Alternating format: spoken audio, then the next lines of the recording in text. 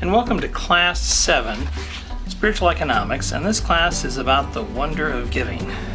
And the committed giver, Butterworth says, is an incurably happy person, a secure person, a satisfied person, and a prosperous person. Key concepts in this particular lesson are giving is an attitude, I can choose to give love, givers and takers, am I looking to get or to give, the fundamental key to achieving prosperity, how to unblock the flow of good into my life, and a new look at tithing, how much should I give? I think Butterworth is going to lay out some really important ideas about giving because it's one of the most misunderstood concepts in all of spirituality. And giving really does come from, as you will see in just a moment, from a place within yourself. It can never be an outward idea. There's always that old concept of never let the right hand know what the left hand is doing. What that means is you can never have another motivation for living your life other than giving. Let's get started in reading. Giving does not refer simply to money. It is a process that may involve money, but it also involves your work and the many ways in which you make contact with life. Giving is basically an attitude with which you touch things.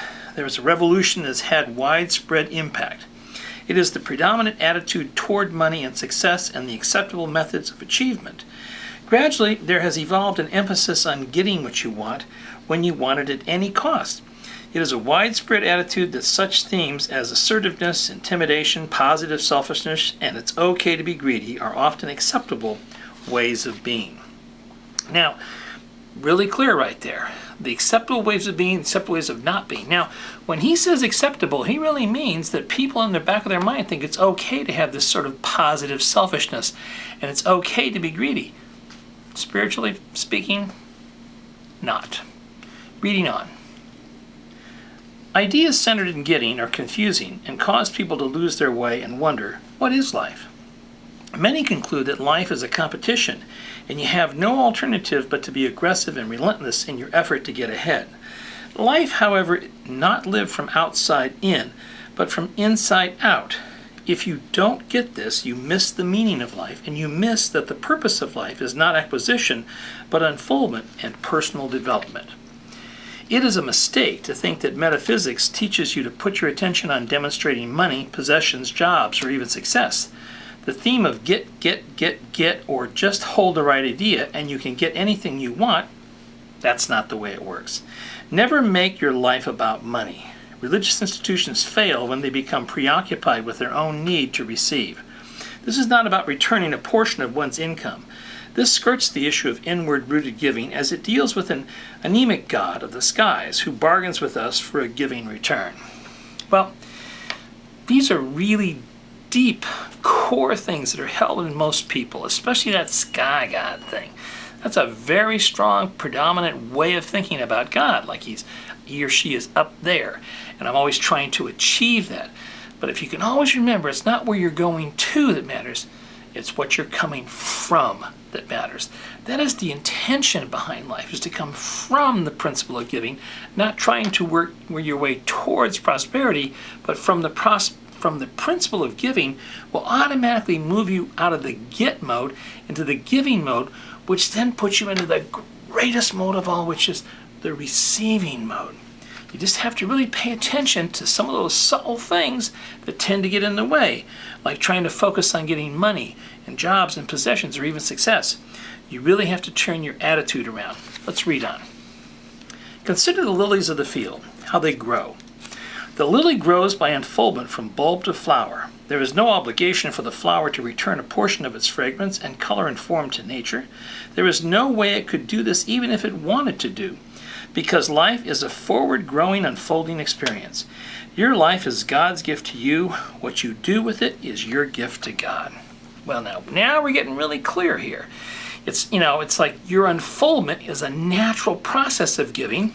And if you can just get the getting out of the way and start to move into the giving mode, what happens is, what emerges is the real you. And that's where you stop living your life for money or for success or for status, and you start living your life from that which you were created to express here. You've got a gift. You've got to learn how to give it. Reading on. Are you a giver or a taker? Takers are the people who believe that their lives will always be the total of what they can get from the world. They're always thinking get, get, get. The givers, on the other hand, are convinced that life is a giving process. Their motivation in all their ways is to give themselves away, in love, in service, and in all the many helpful ways they can invest themselves. They are always secure, for they intuitively know that their good flows from within. While much of your human self bears the influence of your parental background, and also of your sociological experiences in life, yet there is that of you, the whole person of you, the self of you, which is begotten only of God. You have your own unique flow of the divine. Each must have their own first-hand and immediate experience of God. I know sometimes it's difficult to comprehend the fact that you can't just be here. You got to have the experience of what it means to be here, which means you have to go within. You have to find that selfhood, that wholeness of who you are at the core of who you are, and get all the other stuff out of the way and let that thing move through you by means of you. Because when Butterworth talks about givers are convinced that life is a giving process, those are the people who really understand that this is not about getting at all. This is truly about finding a way to give yourself away, or to give yourself a way to live. Reading on. You cannot make any sense out of life or realize the free flow of substance in your experience until you begin to see yourself as a giver. You can never achieve the level of consciousness until giving becomes the main thrust of your life. Life for the whole person is a giving process. We are talking about attitudes toward life. The basic awareness that life is a matter of developing or unfolding from within. It is knowing that life is not something you get, but something to express. It is the fulfilling awareness that your business is always the express business, no matter what name your worldly vocation may bear.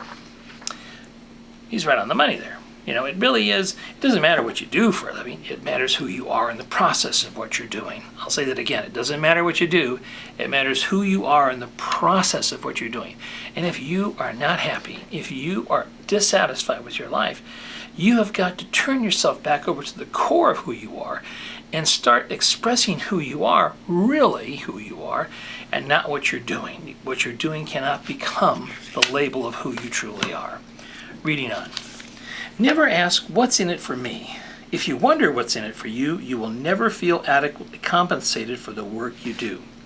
If you discover the wonder of giving, you will find a great blessing of inner fulfillment in your work, which will lead to better work, and by the law of causation, to a greater experience of affluence, which may come through your job or through many different channels. The law is exact. If you give, really work in a giving consciousness, you must receive. If all you get out of your work is a paycheck, you are shortchanging yourself. Gosh. You know, these are tough lessons, and the reason they're tough is because he's holding your little teeny feet to the fire. He's not letting you get away with anything. He's not letting me get away with anything either. You know, what's in it for me? I know that's the common sense about, like even marketing products. You always ask, what's in it for them? But the truth is what's in it for God?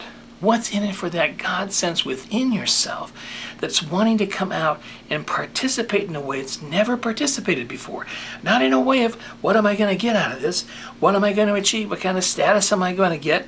But rather, what am I going to be able to give? And that is so different than most people think about their lives. What am I going to be able to give today? If you got up and said to yourself, that's what I'm here to do. I'm here to figure out a way to give it away. Reading on. If you've ever wondered if your life has meaning, you've missed the point, and you will try to compensate for the lack of meaning through addictions. But if you see life doesn't have meaning, only you have meaning, saying your life has no meaning is like standing in a dark cave saying this place has no light. Jesus would have said, let your light shine. Meaning is not to be found out there in a job, in a person, or in a relationship. Meaning is something you release from within yourself. You put meaning into your work experiences, into every relationship with people. In the long run, the work that will prosper is the work you can put yourself into with the most enthusiasm. There is no future in any job. The future is in you. Boy, this is really important stuff. There's no future in a job. The future is in you. You know, I've always known that. when I became a minister, because I knew that's what I wanted to do. But up until that point, I was doing things because it was convenient and it was easy. But when I shifted into what I really wanted to do with my life, I stopped doing it for the money. And believe me, there wasn't a lot of money in it in the beginning. And there still isn't about money, because it's about enjoying yourself and finding a way of living your life that totally occupies your consciousness in a loving, productive, and creative way. Reading on. Analyze your attitude towards your work. No matter what conditions prevail in your place of work, what happens in you is the result of your consciousness. You might find a co-worker in your department who is perfectly happy there. The difference is not that he or she is treated differently, but that he or she treats the work to be done differently. Begin thinking give, and the resistance and the fatigue that it spawns will quickly leave. That's pretty plain. That's pretty plain. Begin thinking about giving and not about getting, and that fatigue will go away. That's also how you bring a job to completion. Bringing a job to completion can be very important, because sometimes we don't know how to walk away from a job. But if you complete the job, the next job will begin to emerge. That's the way it works. Reading on. What will happen? You will forget the reward dangling before you. No longer will you do it for the money. You will want to do all you can to the utmost of your skill. There isn't a job in all the world that can't be done better than it is being done when workers change their attitude about it. Affirm with me. I will do what I do better and better and better, and I will do more and more of what I do. Read it again. I will do what I do better and better and better, and I will do more and more of what I do. Now we're getting right down to the core. We're getting right down to the essence of why am I here? It is to be that expression of God in all you do. That's why you have to keep applying the principles of love, of life, of light, of peace, of beauty, of joy, of truth to all that you do. Because if you're not there in peace, if you're not there in joy, what are you there for? So your life is not determined by what's happening outside of you, or even the attitude of your coworkers or your boss. It's your attitude that matters. Reading on. Over. Understanding this life principle. There is a wellspring of life, substance, and intelligence within you, and that you have the privilege at any time of giving way to its flow. If there is ever a lack, something is blocking the flow, and the most effective remedy is to give. When things get tight, something's got to give. Look for ways to start the giving flow. Don't wait till you receive to start giving. Find some way to start the giving flow. Affirm. I will think, give today. I will think, give every day of my life. Say it again. I will think, give today. I will think, give every day of my life. Boy, that's a powerful statement. And don't misunderstand the subtleties of this, and also the importance of it, because if you apply these principles to who you are in this moment, as you go the rest of the week, I'm telling you, peekaboo. Peekaboo, life will see you, life will come out, find you, and you will be so grateful that it does. It's kind of like finally finding yourself while you're lost in a dark, dark place of misunderstanding and confusion about who you really are. Reading on. Tithing is a training discipline by which to work toward knowledge of the law of giving. Tithing is not an end, but a helpful means toward the end of living totally in a giving consciousness. You must always understand the process of giving way to the divine flow. Thinking of tithing as an investment is not truly giving. It is a kind of bartering, a selfish attempt to work the law instead of letting the law work you. Never think about what you're giving to. Always think about what you're giving from. You cannot live without giving, as you cannot live without breathing. Establish a program where giving and receiving find a rhythm. It may be possible that you neglect the consciousness of giving while you are enthralled with the magic of giving. Tithing is not paying your dues. Tithing can be a way of getting into a giving consciousness, but is not a substitute for a giving attitude. The whole tithe means all of you, not just your money. Bring the whole tithe to the storehouse. Prove me now. Go the second mile in meeting obligations. Turn the other cheek in relationships. Forgive 70 times 7. Keep the high watch on your thoughts and loving reactions. Every relationship is an opportunity to give. Remember, tithing is not a law, but a technique for fulfilling the law of giving. So here we are, new attitude towards tithing. Tithing is a discipline which helps to teach you to understand what it means to give. And to tithe, by the way, means that you actually take a percentage of whatever is flowing through you and you give it freely to something that nurtures you or helps the world to express a greater way of living. When you do that without any sense of like getting something in return, what you're doing then is opening up the avenues for reciprocity. Reciprocity is where the giving and the receiving are one and the same. It's where the flow just moves by means of you, because you're not doing it to try to get something or even try to get something to give something to you. You're giving with the full and complete knowledge that that was what you were created to do, just like those lilies of the field. You were created to be that bulb and that flower coming up, and your fragrance, your beingness cannot help but give of itself, and you don't need to worry about anything else, because everything necessary for your complete success is already drawing itself towards you when you are in the natural flow of who you truly and really are. And that's always been the issue in giving, is that I'm giving from some other place of attitude about trying to get something. Am I manipulating the law? These are very subtle things that you have to gain some understanding.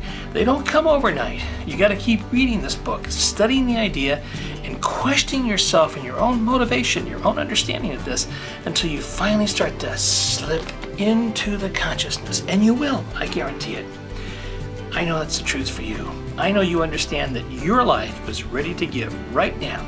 All you got to do is get yourself out of the way and let it move forward into the greater expression of this thing that it already is. And so it is. Bye.